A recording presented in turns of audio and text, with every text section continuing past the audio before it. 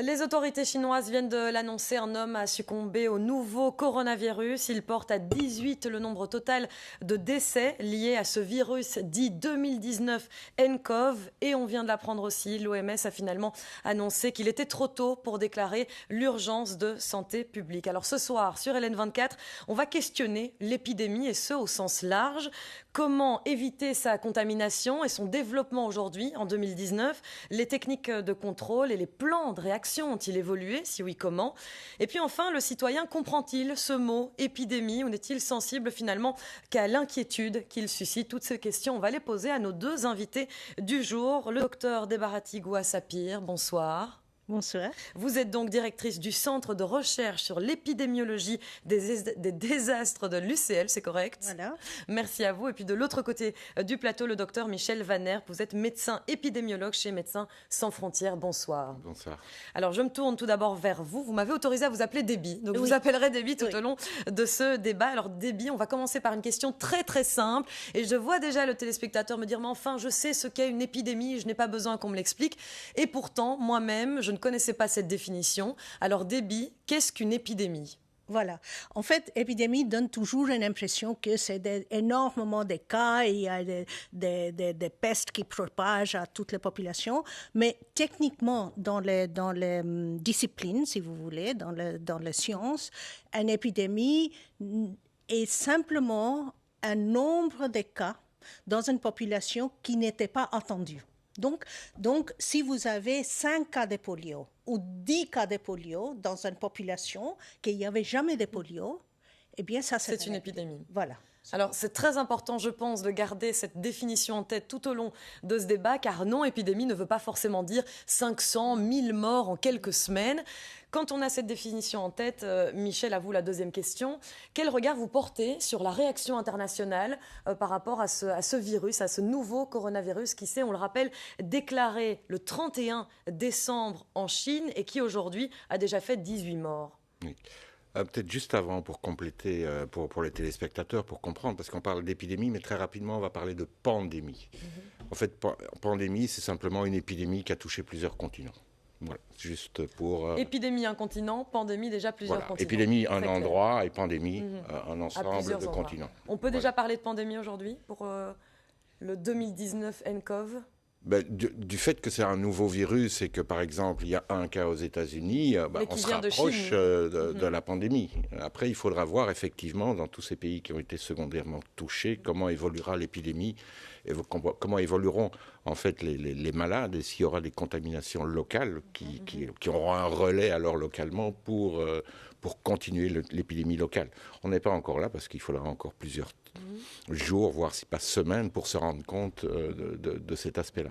Donc je reviens à cette question, oui, et juste fait, bien faire la différence entre la position de l'OMS, qui a quand même mis 2 jours, on le rappelle, pour prendre cette décision finale qui était de dire qu'il est encore trop tôt pour déclarer l'état d'urgence de santé publique.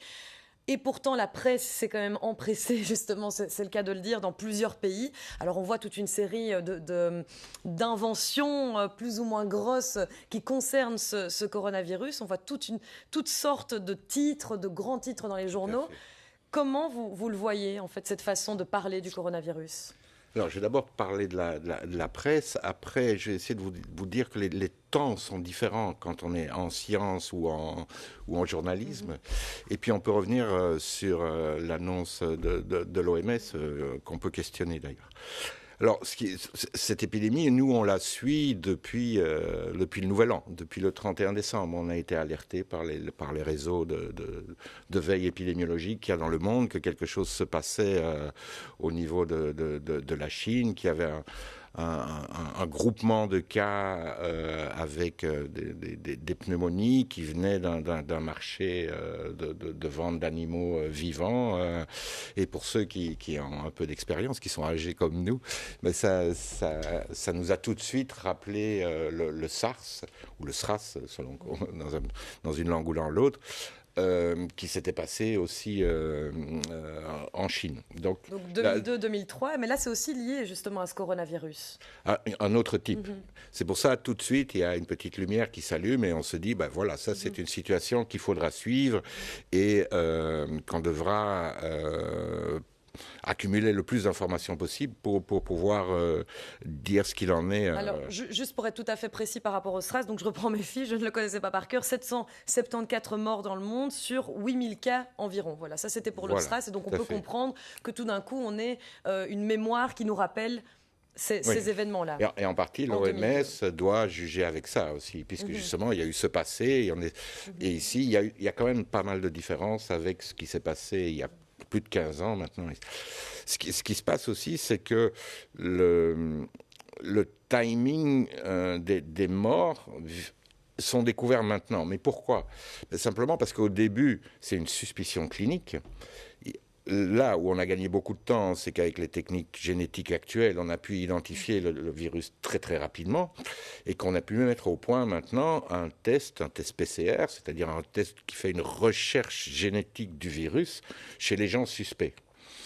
Mais ce test est mis progressivement en place, que ce soit en Chine, que ce soit à Hong Kong, que ce soit dans les autres pays qui sont touchés. Et donc, ce n'est que maintenant qu'on peut être sûr que des gens qui sont décédés, voire en faisant des recherches rétrospectives sur leurs échantillons de sang, voilà, c'est ça. Et donc cette production aussi de nouveaux tests, elle a pris un certain temps. Et c'est pour ça qu'on voit cette accumulation de cas et cette accumulation de morts sur un timing qui est très court, hein, puisqu'il y a 2 jours, on parlait de 200 cas, maintenant on parle de 600 cas, on parlait de 3 morts, on parle de 18 morts. Donc tout cela est dû aussi à cette temporalité différente entre les scientifiques qui travaillent et puis les journalistes qui reçoivent l'information brute, quoi.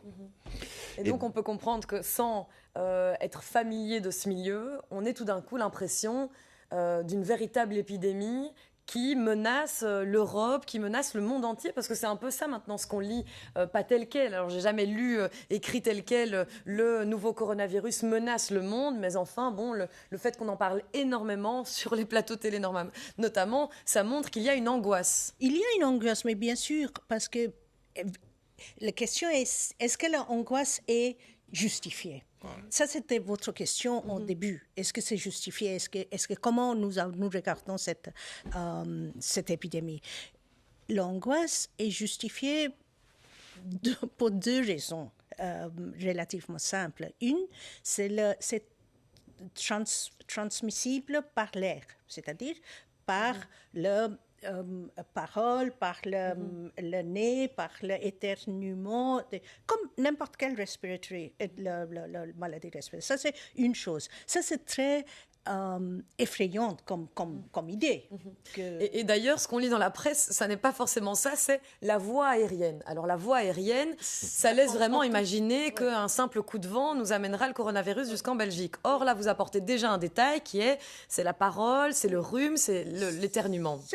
C'est un peu la proximité, il faut être dans la proximité. C'est une raison. Une autre raison que je comprends psychologiquement, une inquiétude de la population, c'est l'énorme volume de voyageurs.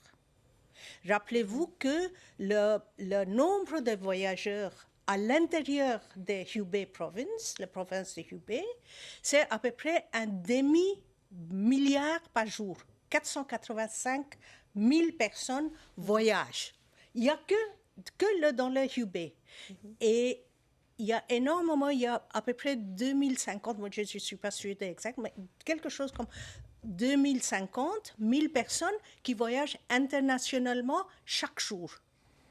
En plus des habitants propres à cette province, qui est la première touchée par le virus. Vous avez des voyageurs à l'intérieur, là qu'il y a l'épidémie et le foyer de contamination, plus vous avez tous ces gens qui voyagent à l'extérieur de le pays qui vient.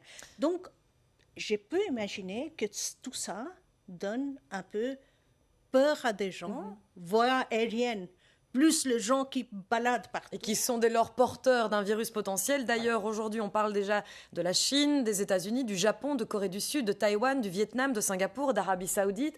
Les sources sont différentes, les pays diffèrent aussi parfois en fonction des sources, mais enfin, tout cela montre bien et confirme ce que vous disiez, Déby, c'est que l'important taux voyageurs fait aussi voyager le virus. Alors, autre contraste entre, on le rappelle, la décision de l'OMS qui annonce qu'il est trop tôt pour déclarer l'urgence de santé publique et les dispositions prises par la Chine, on le rappelle, 3 villes mises en quarantaine, plus Pékin, la capitale qui a décidé de fermer ses portes pour éviter justement ce flux de voyageurs.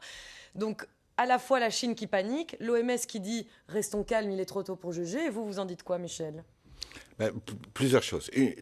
Tout d'abord, on arrive à un moment social particulier.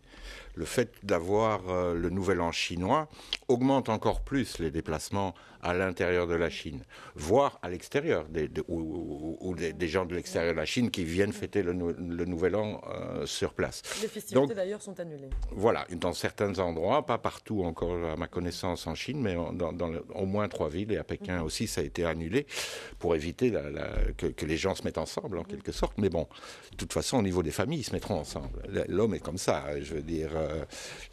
La plupart des gens ont été surpris de ne pas pouvoir quitter Wuhan du jour au lendemain, bien que le gouvernement les ait avertis quand même 12 heures avant. Donc il y a beaucoup de gens qui se sont précipités sur...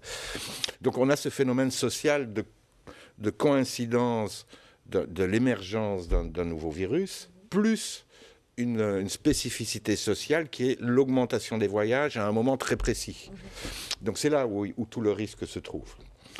Après, maintenant, par rapport au risque en lui-même, pour les gens comme chez nous, le fait de dire c'est présent dans 7 ou 8 pays en dehors de la Chine, n'a en soi pour le moment pas de signification épidémiologique pure. Parce qu'il nous manque les 5-10 jours pour voir si ces cas qui ont été déclarés dans ces pays hors de Chine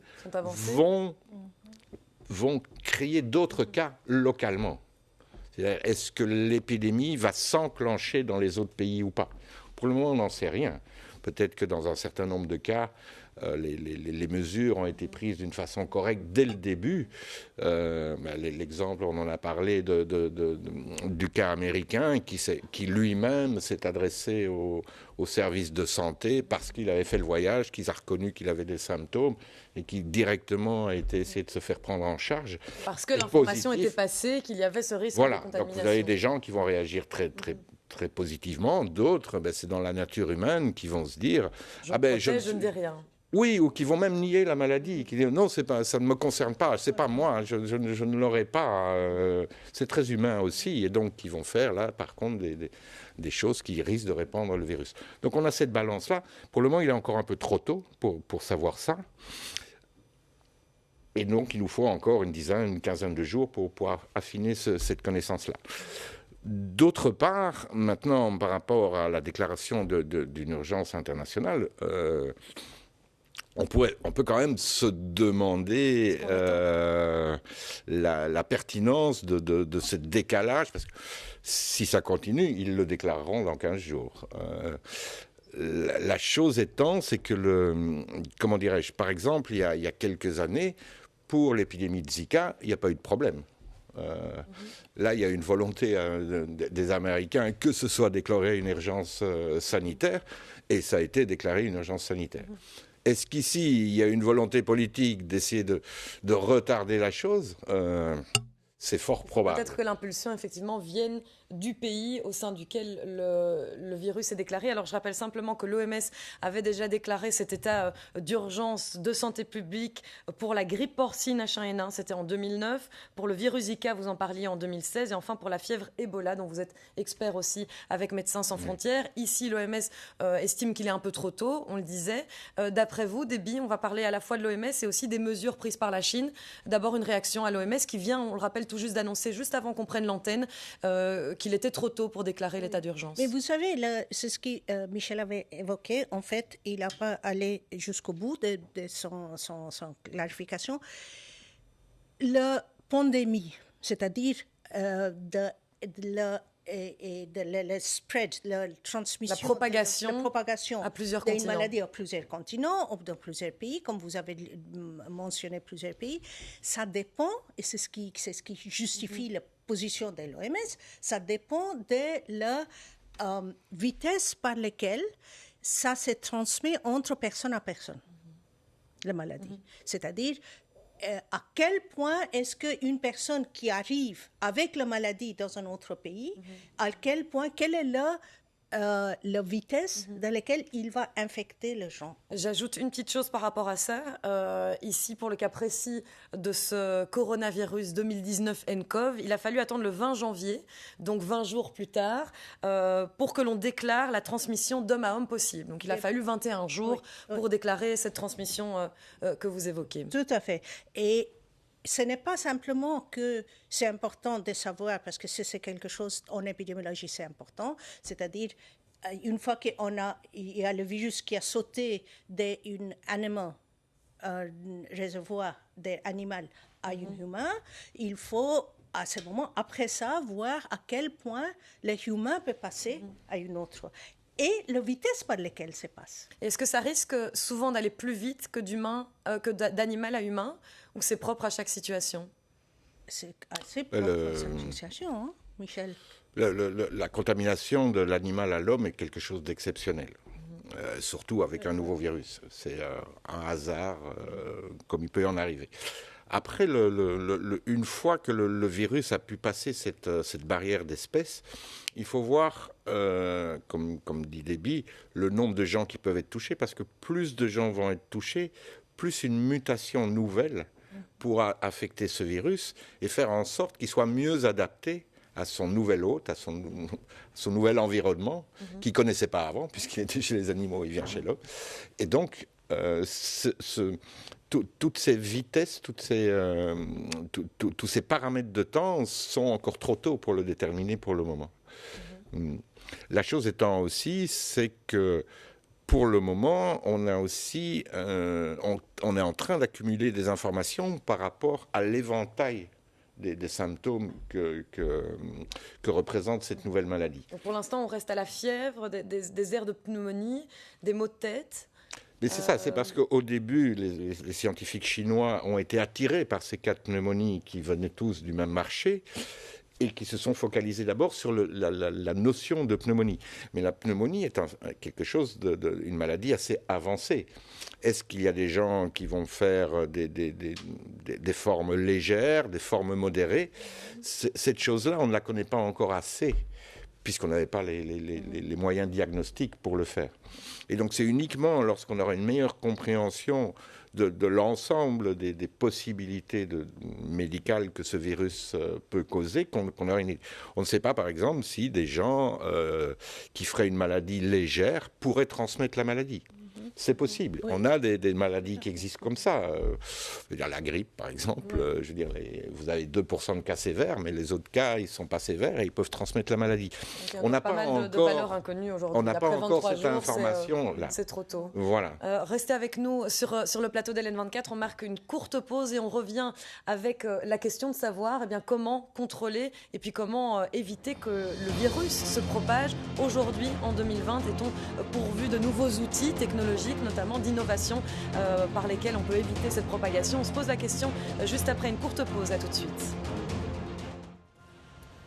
On le rappelle, en 2002, la Chine notamment était victime du SRAS. C'était la Chine entre autres pays puisque ce virus avait également touché plusieurs continents. Le SRAS, on en a parlé tout au long de cette première émission, de cette première partie. Il s'est déclaré en 2002, il avait fait 774 morts dans plus ou moins 8000 cas.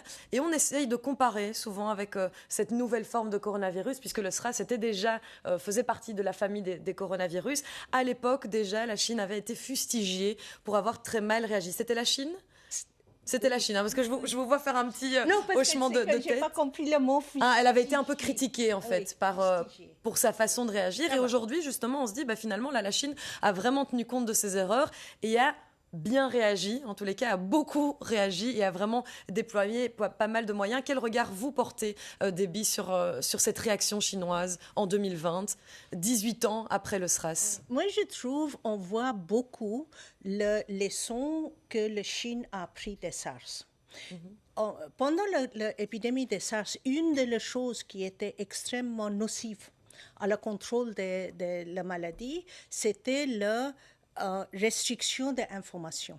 Si vous vous souvenez bien, le gouvernement de Chine, le provincial government, le gouvernement provincial et le gouvernement national, surtout le gouvernement national, avait fait énormément de tort sur la restriction des informations. Et c'était fait exprès, c'était conscient. C'était fait exprès pour des raisons multiples et qui sont légèrement défensibles.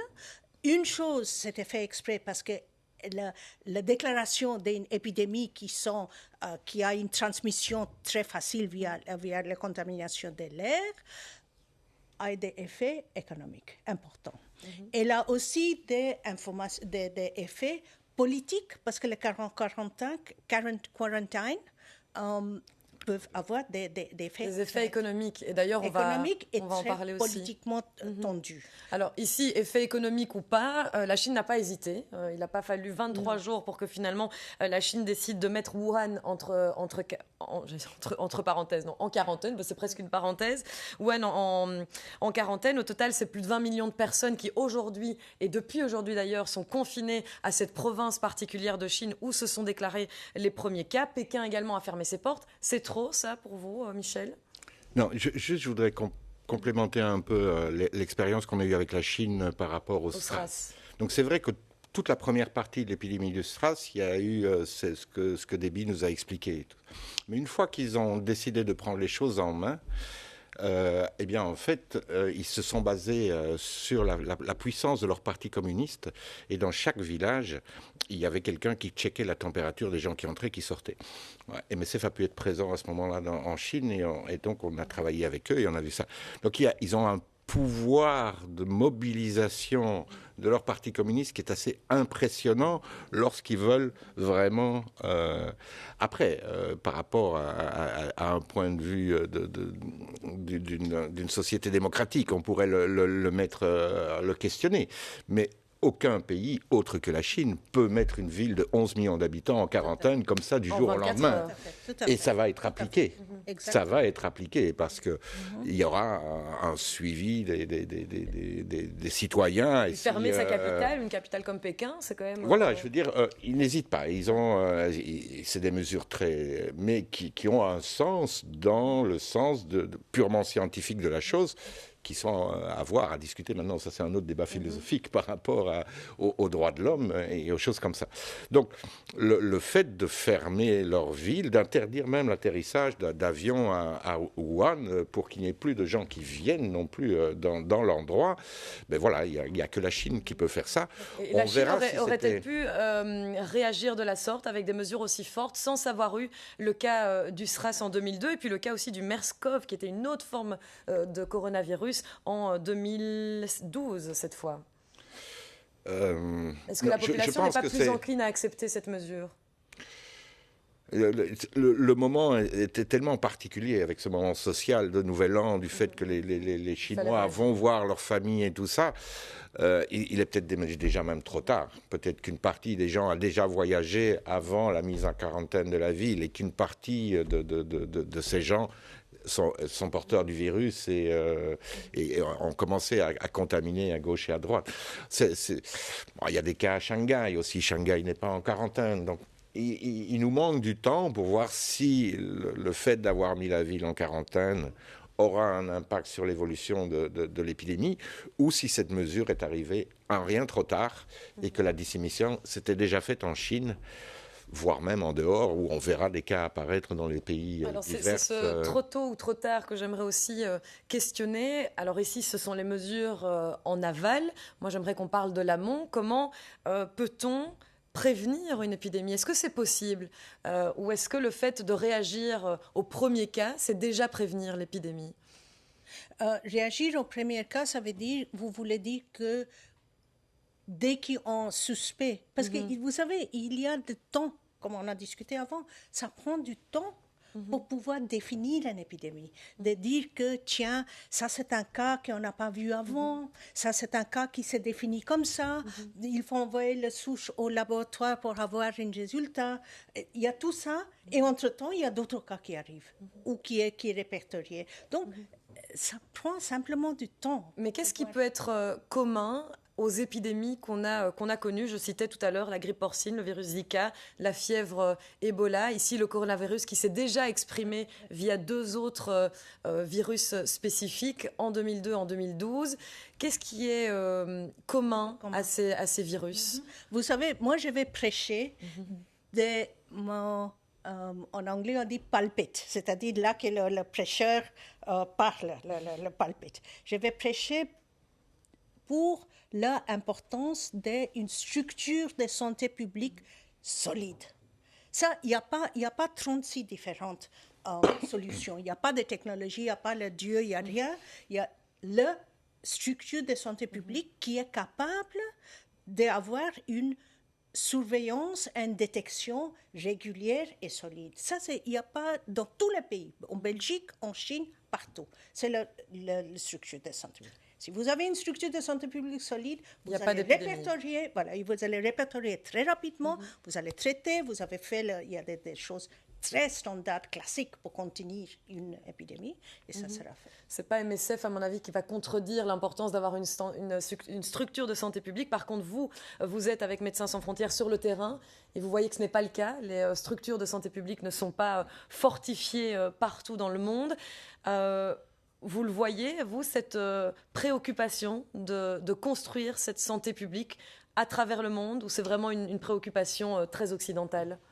Non, je pense qu'elle est présente, mais elle est présente à l'OMS et dans les hautes instances, c'est clair. Simplement, c'est de nouveau de savoir de quoi on parle. Parce que quand on parle de prévention, c'est vrai qu'on peut prévenir des épidémies. On peut prévenir des épidémies de rougeole. Mais malgré tout, il y en a. Et cette année-ci, ça a été les plus grosses épidémies de rougeole qu'il y a eu dans le monde entier. Le Congo étant plus particulièrement touché que d'autres endroits. Mais même les États-Unis, la France, tous ces pays-là ont été touchés. Or, il y a la prévention, il y a le vaccin. Après, il y a le côté sociologique qui fait qu'une partie des gens refusent le vaccin, ne se font pas vacciner. Donc ici, par rapport à la prévention d'une épidémie telle que ce coronavirus, eh bien, on se base sur les expériences passées. On peut donner un certain nombre de conseils par rapport aux services de santé, notamment pour éviter que le personnel de santé ne s'infecte, comme on avait vu dans le SARS, parce qu'alors on a vraiment de gros problèmes. De l'autre côté, il y a une série de choses qui doivent être faites au niveau personnel, c'est-à-dire les Chinois, ils mettent un certain nombre de masques, il faut se laver les mains si possible après avoir un contact suspect, des choses comme ça. Et donc là, il y a une partie qui est dans nos mains. Une des choses qu'on a et qui va être particulière ici, de nouveau, on a un autre moment social, particulièrement dans l'hémisphère nord, c'est qu'on est au moment où on va avoir aussi l'épidémie de grippe. Ça va arriver dans les semaines. Je ne sais pas si on a déjà passé le seuil en Belgique ou pas, parce que je dois dire que je ne suis pas trop la situation en Belgique, je suis plutôt dans le monde. Mais on va avoir cette concomitance d'une épidémie à composante pulmonaire, comme ce qui se passe en Chine, et puis de l'autre côté, chez nous, une épidémie normale qu'on a chaque année, au mois de février, mars, qui va se déclencher. Et donc là, on risque d'avoir une exagération de la peur, parce que les gens simplement... On entend tout le temps parler d'épidémie. Voilà. Parce que, mais avec la grippe, c'est clair. Je veux dire, on n'a pas tous les mois un nombre constant de cas de grippe, ça varie. Et chez nous, c'est généralement février-mars, le temps où ça se passe. Et on a cette coïncidence de l'épidémie de grippe attendue normale avec cette nouvelle maladie à composante pulmonaire qui vient se superposer là-dessus. Et donc... on va avoir difficulté si les gens sont pris de panique et à la moindre toux, à la moindre fièvre, se dirigent vers les services de santé en disant « j'ai le virus chinois » alors qu'ils ne l'ont pas. Là, nos services vont être dépassés par rapport aux mesures, aux techniques d'identification. Et pourtant, s'ils ne le font pas, peut-être qu'on passe à côté d'un cas. C'est là toute la difficulté. Oui. Un point que j'aimerais aborder aussi, c'est l'importance ou non des vaccins. Vous l'avez évoqué. C'est vrai que les vaccins, ça a toujours été une méthode controversée. Voilà, se vacciner ou pas, se questionner sur le vaccin ou pas. Ce que j'ai appris, moi, sur le MERS-CoV donc de 2012, c'est qu'un vaccin est en cours, toujours, depuis 2012. Il n'est pas tout à fait encore abouti. Pour le Ebola, je crois qu'on est encore aussi dans la structure de création du vaccin pour le Ebola. Il est fait déjà le vaccin pour le Ebola. Ici, pour cette nouvelle forme de coronavirus, évidemment pas de vaccin. Quelle est l'importance du vaccin pour lutter contre les épidémies? Écoutez, il ne faut pas me demander l'importance du vaccin parce que pour moi, c'est 110% important. Je ne comprends pas, je suis incapable de comprendre comme on dit, la hesitancy, vaccine hesitancy, la hésitation. Ça, c'est un... Alors, vous ne comprenez pas le fait d'hésiter pour financer la création de vaccins ou pour se faire vacciner? Non, c'est faire vacciner. Vous avez tout à fait raison. C'est la création de vaccin. La création de vaccin, le financement d'une création de vaccin. D'abord, je vais vous dire quelque chose que j'ai lu juste avant de venir, qu'en fait, le genetic code, le code génétique dès le nCoV, le 2019. Donc, de cette nouvelle forme de coronavirus. Est déjà enregistré dans la banque génétique de la National Institutes of Health, qui est le mondial. Donc, elle est déjà là. Donc, c'est possible qu'ils vont pouvoir développer un vaccin contre, je ne sais pas, je ne vais pas faire une prononciation. Pour moi, je trouve le vaccin sont quelque chose qui est essentiel pour la santé publique, pour toutes les maladies. Et je trouve, au premier lieu, je ne comprends pas comment les gens pouvaient empêcher leurs proches et leurs enfants d'être vaccinés. Je ne sais pas si Michel va me dire que non, c'est une mauvaise idée, mais j'espère pas. Et deuxième chose, je trouve, quand on finance un vaccin, on fait c'est un peu difficile de dire quelque chose aussi général, mais ça traite une maladie pour une longue période dans la vie de la personne. Parfois, pour la vie, on est protégé. C'est quelque chose d'important. C'est quelque chose de très, très valable. Michel, les vaccins pour lutter contre les épidémies, c'est ça finalement la clé ultime? Oui, mais ça prend du temps. Anthony Fauci, qui est le directeur du NIH, a d'ailleurs déclaré qu'aux États-Unis, ils ont déjà commencé à travailler là-dessus. Sur celui-ci, sur cette coronavirus-ci. Oui, mais le fait d'abord de mettre au point le vaccin va prendre, disons, 4, 5, 6 mois. Et après, vous avez en fait toute une série d'étapes qu'il faut passer, c'est-à-dire de voir l'innocuité, c'est des phases, comme phase 1, phase 2, phase 3, phase 4. C'est le tester, en fait. Oui. Voilà, et donc tout ça va prendre du temps. Donc, même pour ce nouveau virus, même si on met toute l'accélération possible, il ne faut pas l'attendre. Si c'est dans un an, c'est très tôt. Et en plus, on a alors le problème de la production en masse. Donc, ça va prendre énormément de temps. Parce qu'une chose, c'est avoir la solution, mais une chose, c'est qu'elle soit accessible à ceux qui en ont plus besoin, soit souvent les plus défavorisés. Voilà. Alors, l'autre pendant qu'on doit avoir en tête, c'est de trouver un antiviral spécifique pour ce nouveau coronavirus. Il y a des pistes qu'on peut déjà mettre sur la table, différents antiviraux. Mais de nouveau, cette production d'antivirale est assez limitée et devra probablement être réservée aux cas les plus graves dans les hôpitaux. Mais pour le moment, on a une vision en fait qui est très occidentale, c'est-à-dire on va s'occuper de nos pays, et ce qui est normal. Mais ce qu'il ne faut pas oublier aussi, c'est que des pays où il y a moins de développement, où il y a moins d'attention, comme l'Afrique, risquent aussi des choses avec ce nouveau coronavirus. Parce qu'il y a un nombre incroyable de travailleurs chinois qui vont travailler en Afrique. Et l'expérience nous a montré sur l'épidémie de fièvre jaune qu'il y a eu en Angola, que au moins 5 travailleurs chinois étaient revenus en Chine porteurs du virus de la fièvre jaune, alors qu'il n'existe pas en Asie, parce qu'ils n'avaient pas été vaccinés.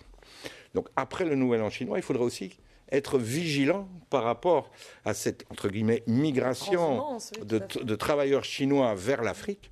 Et d'ailleurs, le Nigeria a déjà pris des mesures pour essayer de mettre des contrôles dans ses aéroports. Donc, il y a tout un développement qui devrait être fait. D'un côté, la prévention, elle est pour le moment dans les mains en fait des gens.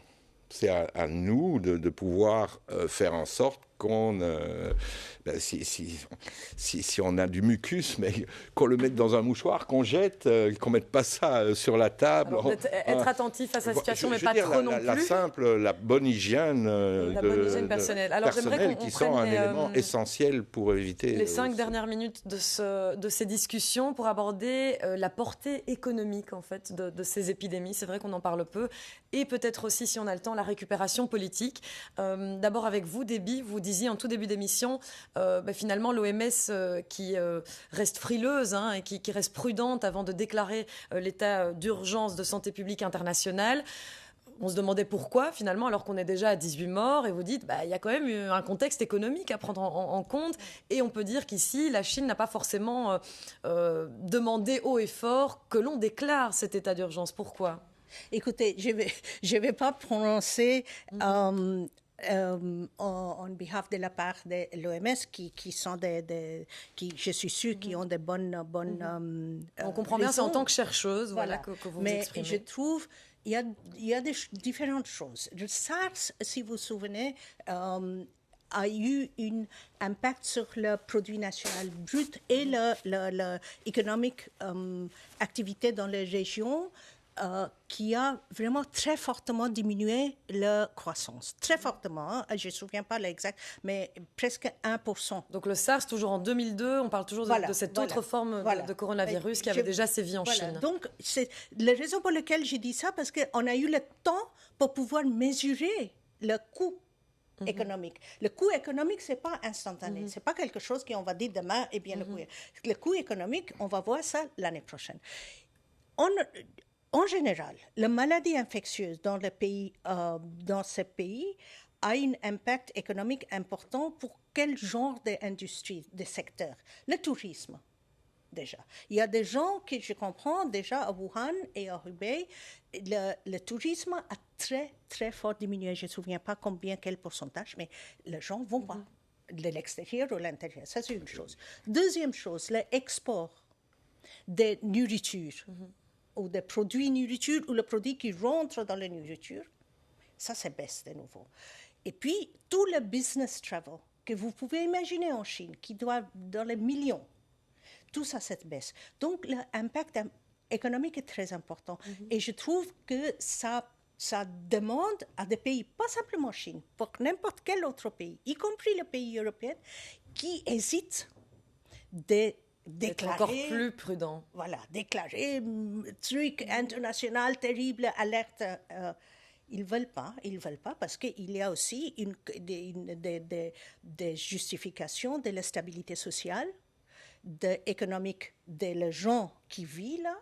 Alors, si on prend tout ça on baisse, il faut faire une international alert avec un peu d'aide. Il faut donc pouvoir, en tant que pouvoir public, politique, faire l'équilibre entre à la fois la perte financière, économique que ça va représenter et la perte humaine. Oui.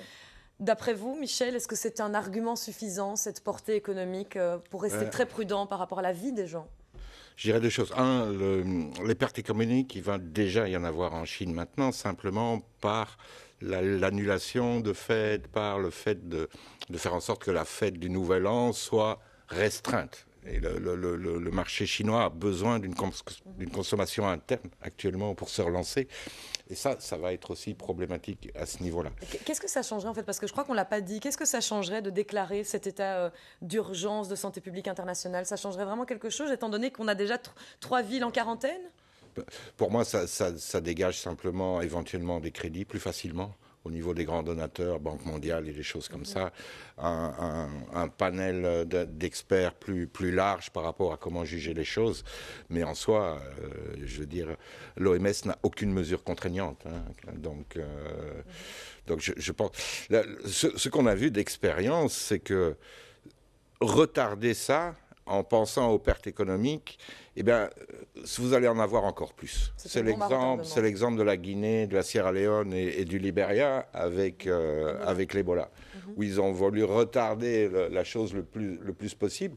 Eh ben, l'épidémie a duré plus longtemps et les investissements ne se sont pas faits pendant plus longtemps. Donc, je veux dire, le fait de temporiser, on n'est pas spécialement gagnant avec ça. Tandis que si on applique des mesures très strictes comme elle l'a fait, la Chine, on peut éventuellement contrôler ça plus vite. Oui. Enfin, un dernier mot, je crois qu'il nous reste 2 petites minutes. Vous évoquiez un risque de récupération politique. Ça, c'est vrai qu'on s'y attendait tout de même pas quand on parle de santé publique. Lier la politique à ces situations déjà dramatiques? Ben, je veux dire, dans son malheur, on peut trouver des côtés positifs, dans le sens où dernièrement, ces dernières semaines, la Chine a été quand même mise sur la sellette par rapport aux droits de l'homme. Le rapport de Human Rights Watch en est le meilleur exemple. Sa venue à Hong Kong ayant été impossible. Les manifestations qu'il y avait à Hong Kong aussi étaient dans le loop des journalistes. Maintenant, dans le loop des journalistes, on ne parlera plus que du coronavirus. Et si à terme il y a des épidémies à Hong Kong, on peut même interdire en fait les attroupements sociaux, le fait donc certains peuvent y trouver leur compte, je dirais, là-dedans. Certains n'y trouvent pas leur compte, comme Taïwan, qui demande une place à la table de l'OMS, puisqu'ils n'ont pas cette place et qui maintenant voudraient bien être au courant des dernières choses pour pouvoir faire face, puisqu'ils ont eu un cas, à une épidémie potentielle chez eux. Donc vous allez avoir des arguments économiques, vous allez avoir des arguments politiques. Et puis des arguments scientifiques, mais souvent c'est ceux qui sont le moins écoutés. À voir si la santé publique sera placée au top de ces généralement arguments. Pas le cas. Merci à tous les deux, Debarati, Goua Sapir et Michel Van Herp, directrice du Centre de recherche sur l'épidémiologie des désastres et médecin épidémiologue auprès de Médecins sans frontières. On le rappelle, dernière actualité du jour, 18 personnes au total ont été tuées par ce fameux coronavirus, cette nouvelle forme de coronavirus. Et puis on apprenait aussi ce soir, avant de prendre l'antenne, que l'OMS annonçait qu'il était trop tôt pour déclarer l'urgence de santé publique internationale. On a commenté ces 2 actualités avec nos 2 invités sur le plateau du Grand Débat. Merci à tous de nous suivre sur LN24 et on vous souhaite bien entendu une très belle soirée.